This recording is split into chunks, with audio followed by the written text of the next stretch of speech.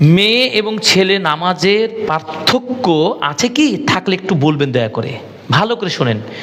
নারী পুরুষের সালাতের মধ্যে মৌলিক কোনো পার্থক্য নাই, মৌলিক কোনো পার্থক্য নেই। সকলের নামাজ নারী পুরুষ সবার একই, তবে সামান্য দুই একটা বিষয় পার্থক্য। যেমন সালাতে যদি ইমাম ভুল করেন, মহিলারা আওয়াজ করবেন না, হাতে এরকম আওয়াজ করবেন। যদি ইমাম সাহেব ভুল করেন, তালকিনটা দিতে হলে এভাবে করবে, মুখে বলবেন না। আর পুরুষেরা করবেন কি, ভুল যদি বুঝতে পারে সুবহান আল্লাহ বলবেন, আল্লাহু আকবার না। খুবই প্রচলিত ভুল, ইমাম সাহেব কোনো কারণে যদি রুকু সাজদায় ভুল করে দেয়, তখন অনেকে আল্লাহু আকবার বলে ওঠে। এটি এত বড় মানে অজানা আমাদের মুসল্লিদের মধ্যে, এটা আমার দূর করতে হবে। ভুল হতেই পারে ইমাম সাহেবের, আপনি বলবেন সুবহান আল্লাহ, এটির নিয়ম। তাহলে পার্থক্য হচ্ছে মহিলাদের ক্ষেত্রে এটা না, সূরার ক্ষেত্রে এটা ধরে দিতে পারবে, মহিলারা তো অবশ্যই আওয়াজ করতেই পারবে না, পিছন থেকে কেউ এটা ধরে দিতে পারবে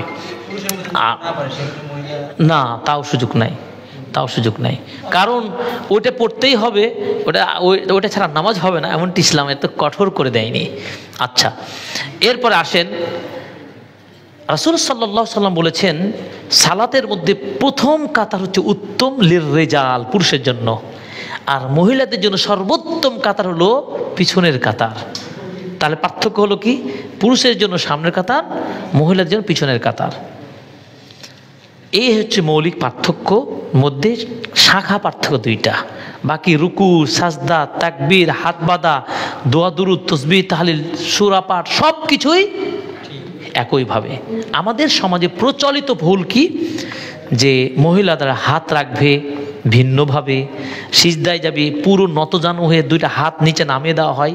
আমরা তারা দেখেছি আমাদের মা বোনদেরকে শেখাতে গিয়ে, এবং আমাদের বোনদের মধ্যে এই ভুলগুলো আছে। সালাতে কোনো পার্থক্য নেই, হাত উঁচু থাকবে সিজদার সময়, আঙ্গুল কেবলামুখী থাকবে, এইভাবে সালাত আদায় করতে হবে। সুতরাং এটা ভুল।